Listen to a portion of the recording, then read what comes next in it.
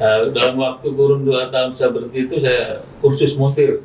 Montir sepeda motor di Yuliana Jaya.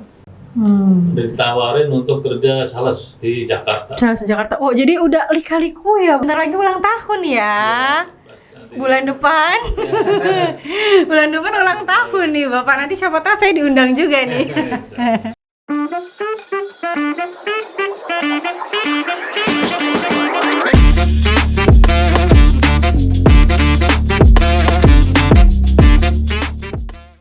Bersama saya Marlin Vanessa. Pada hari ini saya akan berbincang-bincang dengan salah satu anggota Polri dari Polres Karawang yang sangat menginspirasi sekali. Kita akan mengupas habis kisah hidup Bapak. Akan saya perkenalkan dulu terlebih dahulu ya. Selamat datang kepada Bapak Anwar. Apa kabar Bapak? Alhamdulillah baik. Alhamdulillah sehat ya Bapak. Sehat. Hari ini kita mau tahu nih, mau kenal lebih deket sih sebenarnya kan, karena kalau tak kenal maka tak sayang ya Pak. Tapi sayangnya beda ya Pak. Sayangnya beda ya Pak. Sebelumnya Pak Alwan mungkin bisa memperkenalkan diri dulu, nama Bapak, nama panjang Bapak asal dari mana, sekarang di Polres Karawang ini tuh bagian apa gitu. Silakan Bapak. Baik, terima kasih untuk memperkenalkan diri. Nama saya Anwaruddin. Anwaruddin, dipanggilnya Bapak? Ambong. Oh, Ambong, dari Anwar ke Ambong. Iya. Kok jauh Pak? Iya.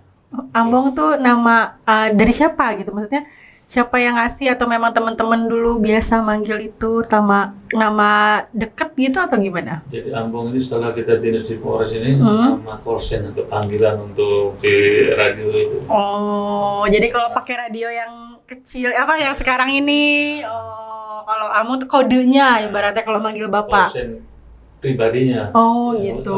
Ambul dikatakan lebih dekat. Jadi besti-bestinya manggilnya Bapak Ambong. Oke.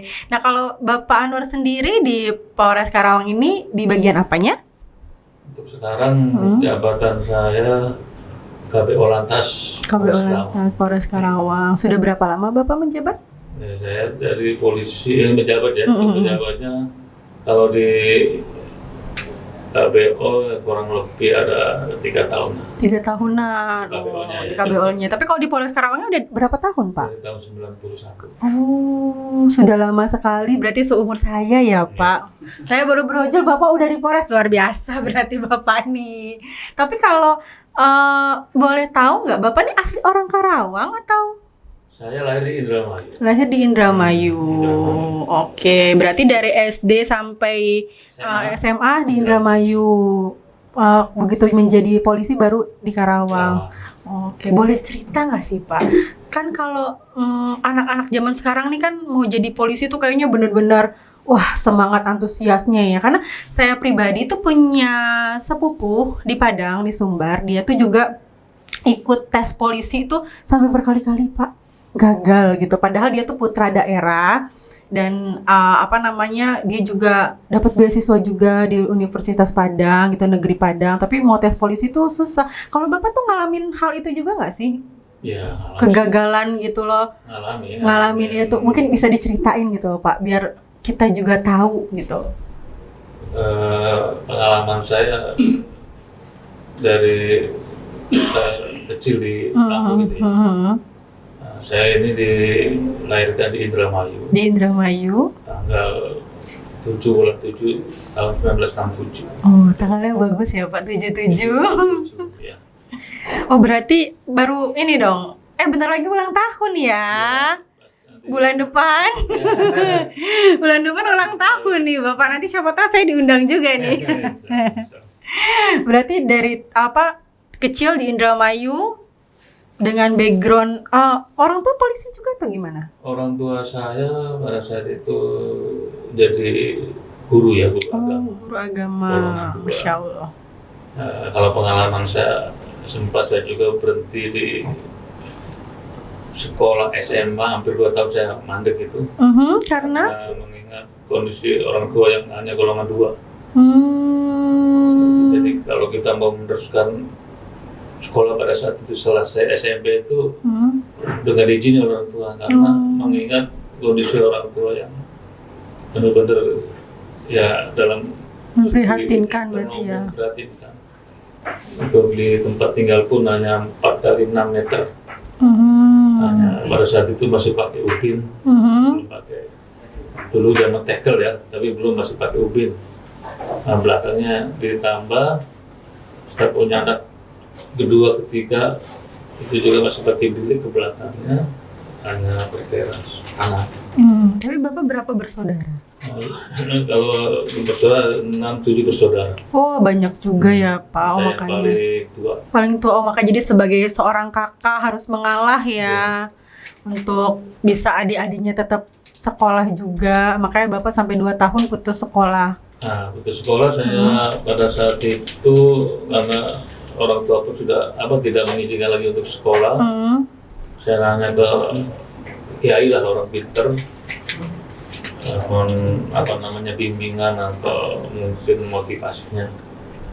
Gimana nih Pak Ustadz atau Pak Kiai, kita di sekolah tapi nggak diizini orang tua. Udah sekolah aja, daftar.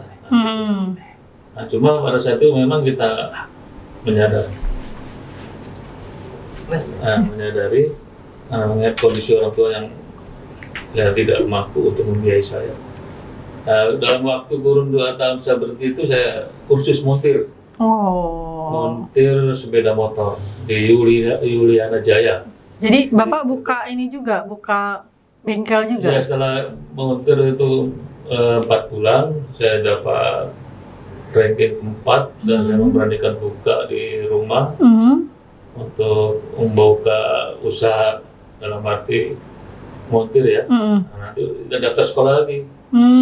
Jadi kerja dulu baru sekolah lagi. Daftar lagi yang kurun waktu 2 tahun kita daftar lagi.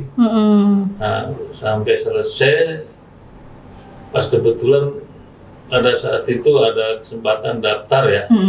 Yang pertama Angkatan Darat. Oh, Angkatan Darat dulu, nggak langsung polisi nih berarti ya? Waktu itu di Tamtama. Gagal, ya kita tetap semangat. Semangat. Setelah itu gagal, kita nggak langsung lagi daftar. Ditawarin untuk kerja sales di Jakarta. Sales di Jakarta. Oh, jadi udah lika-liku ya Bapak ya? Jadi nggak langsung jeger jadi polisi, nggak langsung ikut seleksi, tapi memang banyak prosesnya. Iya. Berarti waktu itu di sales dari apa? Jadi sales di Jakarta? Sales di Sosro ya, yang di Bekasi. Di Bekasi. Oh, itu berapa lama? Kurang lebih 4 bulan. 4 bulan. Terus akhirnya kepikiran untuk masuk polisi nih siapa sih yang menyarankan atau menginspirasi? Kayaknya mau tes polisi aja gitu. Kita sendiri sih. Mau sendiri memang. Udah bercita-cita dari kecil atau gimana? Ya memang sih kalau kita waktu sekolah itu lihat polisi lalu lintas itu banyak gagah-gagah. Di lampu merah. Kayak keren gitu. Apa saya bisa jadi polisi?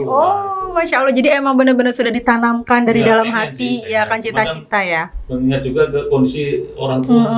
Kita hanya bersedih, hanya dalam arti kapan kita bisa begitu. Tapi tetap niatnya itu tuh nggak diurungkan gitu loh. Tetap ada usahanya. Ya itu setelah pulang dari Jakarta, dan Jakarta juga kan hidup di lokasi Poncol ya, yang hanya bilik-bilik aja ya, kita bertahan kurang lebih 4 bulan. Terus balik ke Indramayu, langsung ngomong ke orang tua untuk mendaftarkan di polisi. Waktu itu bukan di polisi, di tentara. Tentara dulu. Di Angkatan Laut yang kedua nih ya. Keduanya Angkatan Laut. Angkatan Laut gagal di psikotes. Gagal di psikotes. Nah, pada saat itu, hari itu juga terakhir pendaftaran polisi. Saya nggak bilang-bilang orang tua. Langsung daftar? Daftar aja Pokoknya lagi ke polisi, hari itu terakhir. Pas kebetulan umur masih bisa, zaman itu masih 25 tahun.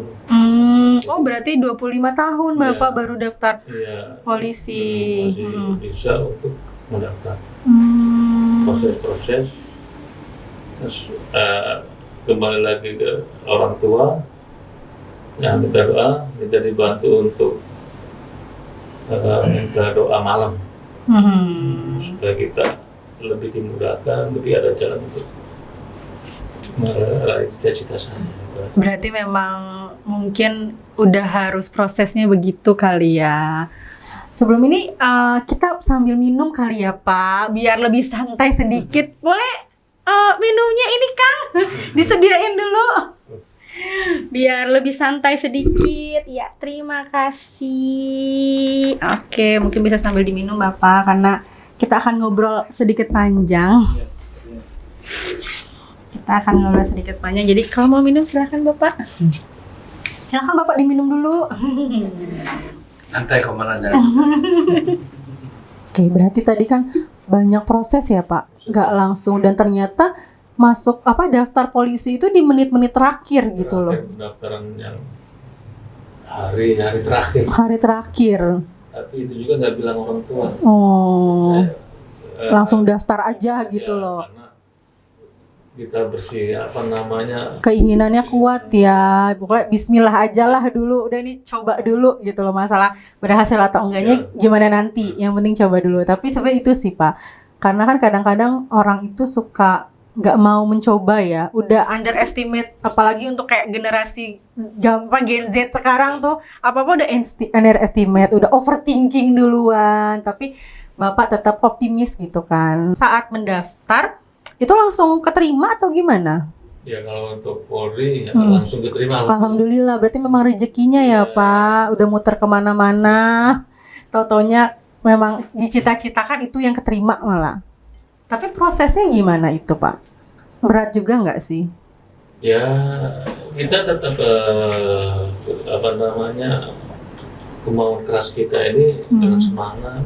Tapi orang tua support, maksudnya kan tadi kan mohon izin gitu kan, backgroundnya Bapak kan bilang orang tua itu waktu masih kecil, maksudnya adik-adik banyak ya kan, Bapak kan anak pertama, adik-adik banyak gitu. Sedangkan kan walaupun Bapak sudah tes Polri juga, tetap pasti kan ada biaya yang harus dikeluarkan. Sedangkan waktu Bapak bilang waktu mau masuk SMA aja kan Bapak kerja dulu, ya kan, ngebengkel dulu sampai ngumpulin duit baru lulus, lanjut lagi SMA. Nah, waktu di Polri ini gimana gitu loh Pak? Itu pasti kan ada rasa gimana ya, jadi kan Bapak nggak bisa ngelanjutin juga bekerja, karena kan kalau ikut pelatihan atau sekolah polisi kan harus fokus gitu.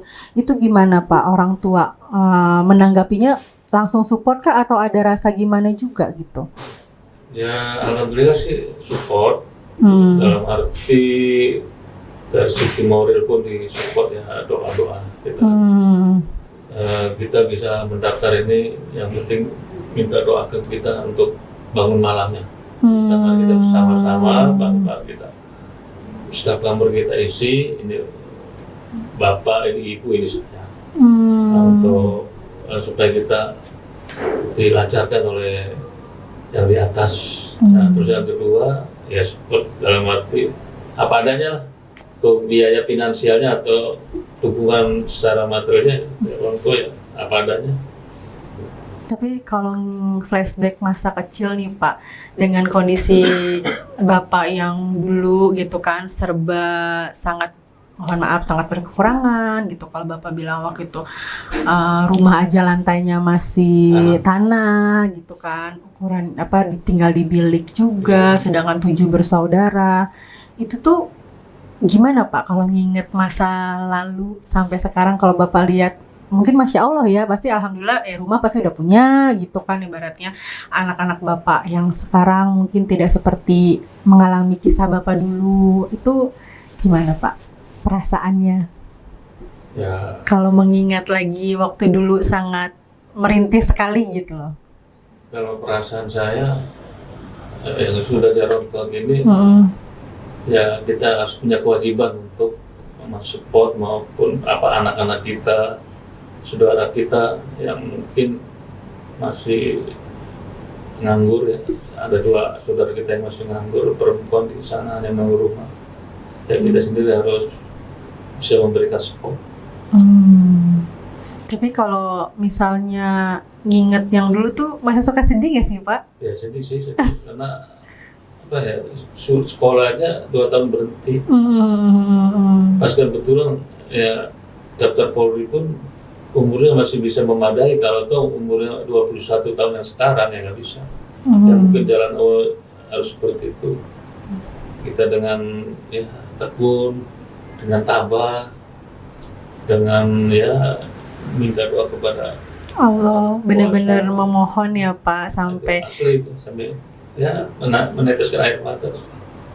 benar-benar, karena kan udah berapa kali gagal juga kan, bukan hanya di Polri-nya aja, sudah coba di instansi lainnya. Angkatan Darat, Iya, Angkatan Laut, dan akhirnya memang berjodohnya alhamdulillah di Polri, Baik. seperti yang dicita-citakan waktu masih kecil Baik. seperti apa. Makanya berarti penting juga ya mungkin untuk orang tua yang nonton podcast ini. Maksudnya cita-cita anak itu penting ternyata gitu loh. Kadang-kadang kan orang suka menyepelekan, tapi ternyata benar ya, omongan itu adalah doa. Wah, Saat kecil mungkin Bapak berucap pengen jadi polisi nih karena ngelihat wah polisinya tuh keren gitu kan. Dan akhirnya menjadi doa. Walaupun sebetulnya mungkin Bapak Anwar kecil dulu dengan segala keterbatasannya, dengan segala apa namanya tuh ya hal-hal yang tidak enak lah mungkin menurut Bapak, tapi buktinya bisa menjadi Bapak Anwar yang sekarang. Sangat luar biasa sekali Bapak. Aku juga ada ini ya, ada dapat informasi katanya Bapak pernah bangun musola, itu memang salah satu ikhtiar Bapak atau gimana itu Pak? ya pas kebetulan di belakang rumah saya itu kan ada musola yang mungkin dalam arti kurang layak ya. Nah, kita berusaha mencoba dengan warga untuk merenov kembali ya, dengan sebagian rezeki kita sisihkan, kita bergabung dengan warga di sana. Ya alhamdulillah sekarang sudah bisa berdiri musola di belakang rumah saya dengan megah, dengan 2 menara tingkat masjid. Masya Allah, alhamdulillah. Itu tuh memang Bapak menyisihkan dari gaji Bapak untuk membangun musola itu? Ya ada sebagian kita sisihkan dan juga dibantu oleh ya dari warga, dari mungkin apa nama simpatisan. Tapi memang Bapak yang mengidekan. Kita mensupport, kita Mensupport, dukung iya. di kampung kita, lingkungan kita ini supaya berdiri bagaimana cara Musola yang layak lah ya. layak pakai untuk beribadah di atas keagamaan. Oh, oke. Nah kalau misalnya selama di Polri ini tuh Bapak pernah dapat penghargaan apa aja Pak? Kalau penghargaan saya belum pernah sih ya, karena belum pernah. Kita kerja normatif saja. Normatif saja ya, benar-benar ya udah jalanin sesuai dengan role-nya aja ya, dengan SOP-nya aja seperti apa. Tapi selama di Polri ini tuh pernah ada pengalaman yang sangat mengesankan nggak sih untuk Bapak? Ya, Pernah di tahun berapa atau waktu menjabat di bagian apa gitu loh, yang sangat mengesankan buat Bapak? kalau pengalaman kita dulu masih baru di sini ya, ya maksudnya dari segi dukanya ya. Ya pernah kan zaman itu kan jangankan pakai mobil, motor pun susah. Nah, karena gaji pun terbatas di sini, gaji saya juga pada saat itu dijadikan polisi hanya gaji 95.000. Wah, 95.000 gaji pokoknya waktu pertama kali. Datang di sini ngontrak, kalau ini ingat saya, satu kamar tuh 15.000. Ngontrak. Makan sebulannya gimana Pak? Iya, hanya cukup tidur aja. Pas kebetulan saya pengen punya motor, bawa motor dari kampung saya sendiri dibawa ke bis yang otak-otak lah ibaratnya. Motor zaman dulu lah ya. Dulu Motor zaman dulu. Ina sana sini ada satu mobil perempuan. Wah, motor kayak gini apa dibawa ke sini? Tapi saya dengar ya terima. Yang kita punya seperti itu ya, yang mengingat gaji dan sebagainya itu. Tapi kalau perempuan yang waktu itu sempat ngeledeknya, apa jangan-jangan jadi istri nih Pak? Jangan-jangan jadi istri nih? Oh enggak. Tapi kalau misalnya pertemuan apa namanya tuh dengan istri itu gimana tuh? Ya dengan istri pas kebetulan saya pada saat saya kontrak di warung bambu sih. Oh di warung bambu sini Polres. dekat Polres. Dekat Polres, dan situ kontrak dekat rumah yang sekarang ini jadi istri. Pacar 5 langkah jadinya Pak. Nah, Pacar 5 langkah dari tetangga jadi calon istri terus jadi istri. Oke. Tapi sekarang anak berapa? Anaknya 3. Anak 3, putra putrinya berapa? Putra 2. Putra 2. Oh, tapi ada kalau untuk anak ada yang meneruskan jejak Bapak juga? Ada sekarang di Brimob Polda Jabar. Oh, Brimob Polda Jabar. Jadinya harus lebih baik dari bapaknya ya, terus disupport juga pasti. Betul sih, pas kebetulan kemarin pun ya alhamdulillah anak saya pun lomba dai juara. Masya Allah. Benar-benar dididik banget. Iya, alhamdulillah. Nah, kalau saya dapat info juga kalau Bapak tuh katanya sebagai DKM Masjid di Polres Karawang.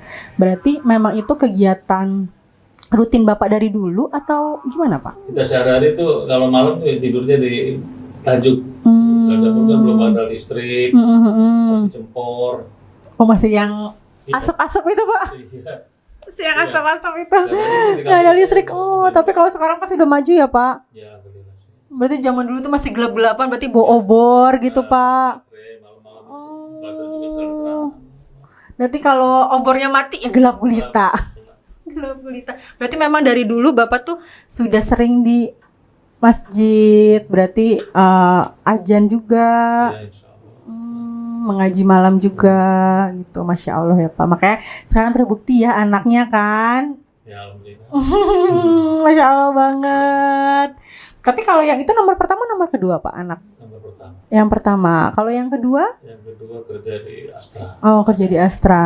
Kalau yang ketiga perempuan? Perempuan sekarang masih kuliah di Horizon Oh. di Kebidanan. Kebidanan. Oh, oke. Berarti kalau yang pertama ikut jejak Bapak, yang kedua lebih senang berkarir langsung cari uang ya Pak.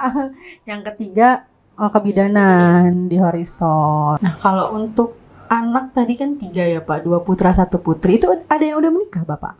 Ada. Yang pertama Brimob.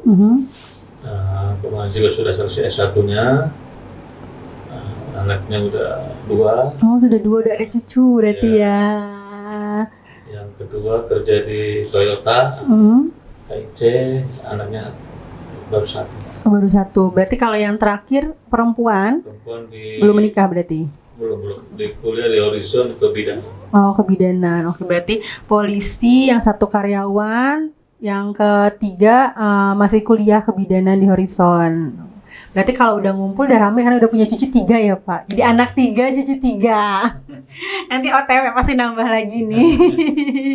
Kalau ngumpul jadi kalau lebaran rame ya Pak. Kalau di rumah. Tapi ini masih tinggal masih di Warung Bambu.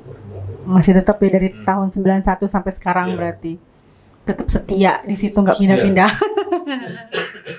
Nah, aku mau sedikit bahas nih Pak. Kan kalau tadi dengar perjuangan Bapak dulu, ya kan, pas mau masuk Polri, mau masuk polisi itu sangat sulit lah ibaratnya gitu kan. Dengan tadi Bapak bilang saya bawa motor otok-otok gitu, mau tesnya juga mungkin sulit pada zaman saat itu ya. Beda dengan sekarang dengan kecanggihan teknologi, apa-apa anak-anak bisa searching, kayak lebih dipermudah lah. Nah, itu tuh bagaimana sih dari sisi dulu sama sekarang menurut Bapak untuk seleksi Polri yang saat ini? Ya, kalau dibandingkan dulu dengan sekarang kan, kalau sekarang udah zaman teknologi ya. Jadi semuanya harus mengikuti perkembangan teknologi. Kalau zaman dulu kan AP pun nggak ada. Untuk telepon pun masih terbatas. Telepon rumah apalagi.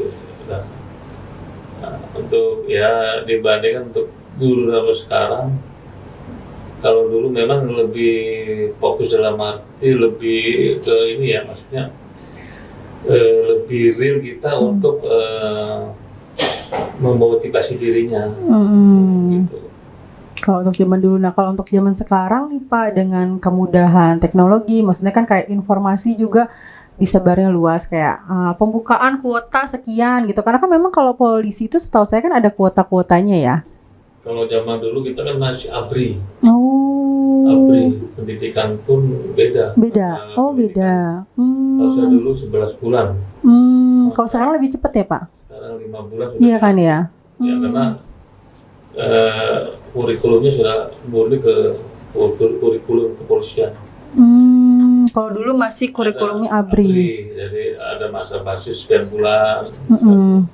Oh gitu, jadinya bulan lebih lama ya. Mungkin mental yang dibentuknya juga lebih lebih berasa kali kan daripada yang 5 bulan ini doang. Kan biasanya kan banyak nih yang mau daftar polisi tiba-tiba mereka gagal atau gimana. Mungkin Bapak bisa sedikit sharing biar menginspirasi juga untuk calon taruna-taruna muda supaya ibaratnya jangan patah semangat lah gitu. Kalau memang mau menggapai cita-citanya, mungkin ada saran atau masukan apa dari Bapak? Ya kalau untuk sekarang sebenarnya tidak susah untuk daftar kembali ke diri kita masing-masing. Yang pertama kuncinya sehat kan, secara kesehatan. Yang kedua fisiknya udah kuat.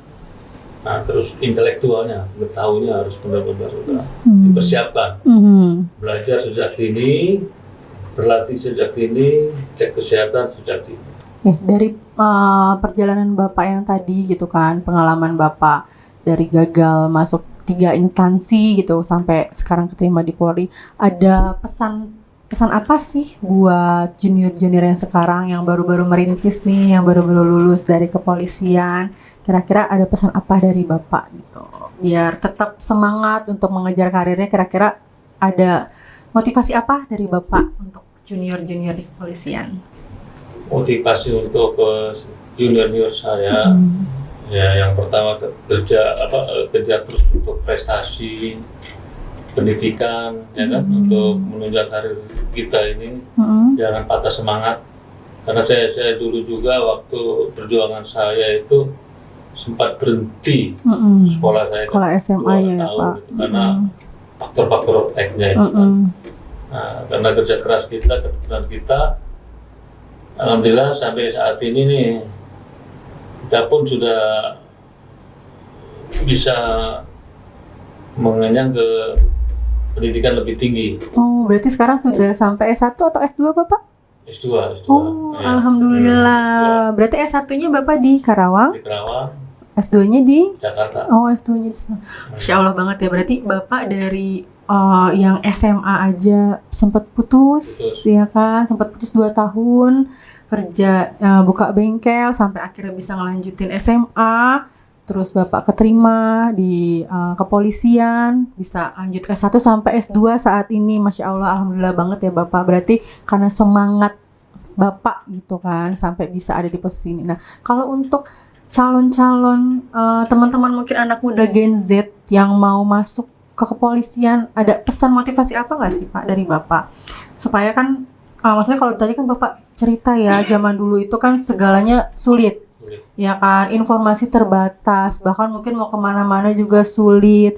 Bapak bilang Bapak dulu pakai motor otok-otok, kalau sekarang kan ada Gojek, ada Grab. Anak-anak bisa mengakses semua informasi dari Google, dari YouTube, internet aksesnya juga luas sampai ke pelosok daerah.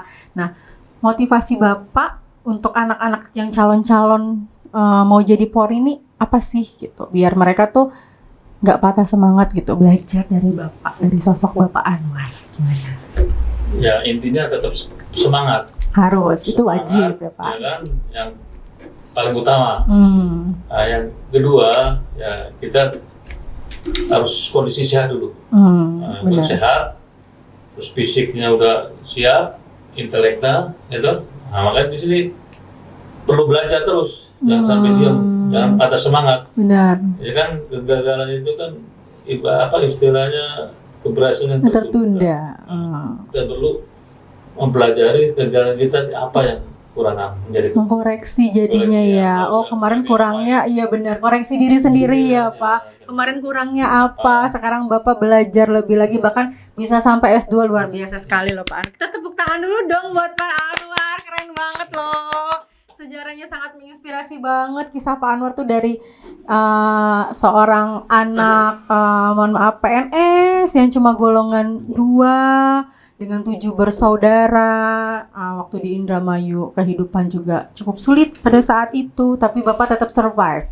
Bapak tetap semangat mengejar cita-cita Bapak, walaupun putus sekolah 2 tahun, Bapak tetap semangat cari kerja dulu gitu, nggak langsung down, ya kan, nggak langsung down, tetap semangat cari kerja dulu sampai akhirnya SMA, polisi, S1, S2, itu luar biasa sekali, sangat menginspirasi banget. Dan anak-anak muda yang nonton podcast pada hari ini, kalian harus benar-benar lihat gitu, maksudnya sosok Pak Anwar aja bisa. Walaupun sudah gagal, bukan berarti gagal selamanya ya Pak, ya kan. Tapi Bapak terus semangat untuk mengejar cita-cita Bapak dan akhirnya bisa menjadi seorang yang sangat dibanggakan oleh keluarga. Tadi kan Bapak sempat cerita juga ya, kalau Bapak itu 7 bersaudara, ya kan.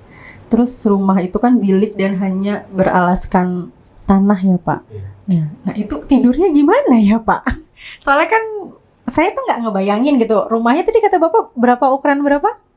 4x6. 4x6 tuh kayak petakan gitu ya Pak? Ya kan, petakan gitu. Terus Bapak bertujuh itu gimana itu Pak? Tidurnya udah kayak pindang apa kayak pepes surat itu? Itu gimana tuh? Baik sedikit cerita kita ya. Jadi memang rumah ini 4x6 ini kan ada warung. Oh, ada warung. Warungnya sebelah untuk warung yang dari 6 ini kan 3 meter untuk warung. Ini untuk kamar tamu sini sebelahnya itu ini kan. Ini kamar tamu, ini warung. Nah, nanti di belakang kita tambah lagi. Bilik belakang. Sekedar tidur aja. Nah, dari situ di sana dengan sekian bersaudara ini. Kumpul jadi satu. Berarti dulu Bapak ada warung juga, ngewarung dulu, orang tua ngewarung juga. Berarti Mama ngewarung, Ibu ngewarung, Bapak yang PNS golongan 2. Nah, itu dengan 7 bersaudara. Saat itu ayah hanya sebagai PNS golongan 2. Itu kalau mau makan rebutan nggak sih Pak? Kadang-kadang kita anak 3 aja gitu kan udah suka berebut tuh makan gitu kan. Yang satu mau, ini juga mau. Nah, kalau Bapak gimana tuh waktu nginget waktu masa kecil dulu? Ya, kadang-kadang sedih juga. Sedihnya gimana coba diceritain Pak? Ya sedihnya kan ya kita kondisi ekonomi yang mungkin seperti itu ya. Dan anak juga banyak, orang tuanya golongan 2. Ya makan hanya ya apa adanya aja. Kita ketemunya sesuai dengan mungkin pada saat itu kita rasakan. Itu berarti bisa makan sepiring bertujuh kah atau bagi-bagi nasi satu centong dibagi semuanya gitu atau gimana tuh? Ya kondisi seperti itu lah. Intinya ya kalau dibilang ada keprihatinan prihatin. Ibaratnya kalau masak langsung bagi-bagi untuk bertujuh gitu. Kalau zaman dulu kan papa saya juga orang tuanya kebetulan tentara. Jadi kan kalau beliau gitu menceritakan waktu zaman masih kecilnya gitu, katanya sampai mamanya nyentongin nasi satu-satu di piring biar satu gantang nasi itu cukup. Nah, kalau Bapak sampai seperti itu juga atau gimana? Memang seperti itu juga ya. Kita juga merasakan seperti itu. Cuma dalam hal yang lain-lainnya pada saat itu pun kondisi yang mungkin terpuruk ya, jangankan sepeda motor, sepeda pun nggak punya. Nah, pada saat itu orang tua itu pengen punya sepeda dalam kondisi kredit zaman itu ya, koperasi. Itu kurang lebih jarak kita dari rumah ke tempat koperasi kurang lebih 20 kilo. Oh, 20 kilo jauh. Itu jalan kaki Pak? Bukan, itu pakai sepeda butut lah. Dua itu. Saking semangatnya mau diajak orang tua mau ngambil sepeda baru. 20 kilo gue sepeda. Setelah itu dari situ kita ngambil sepeda itu senangnya minta ampun. Buat dipakai bertujuh tuh. Iya. Sepedanya itu ganti-gantian. Masih poinik cengki ya. Poinik cengki. Yang sepeda kumbang gitu ya Pak. ini kelas cengki itu zaman itu lah. Jadinya benar-benar ibaratnya mau 20 kilo pun ditempuh karena saking semangatnya dapat sepeda baru.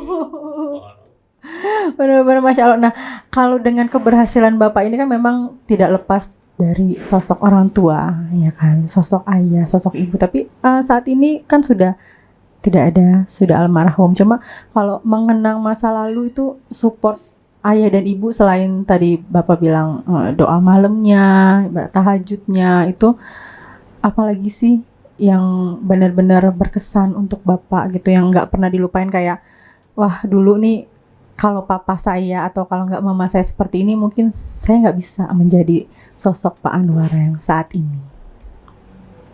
Ya kalau kita ambil hikmahnya aja Bu, dengan kondisi seperti itu kita ambil hikmahnya supaya kita lebih semangat lagi untuk keluarga kita, adik-adik kita.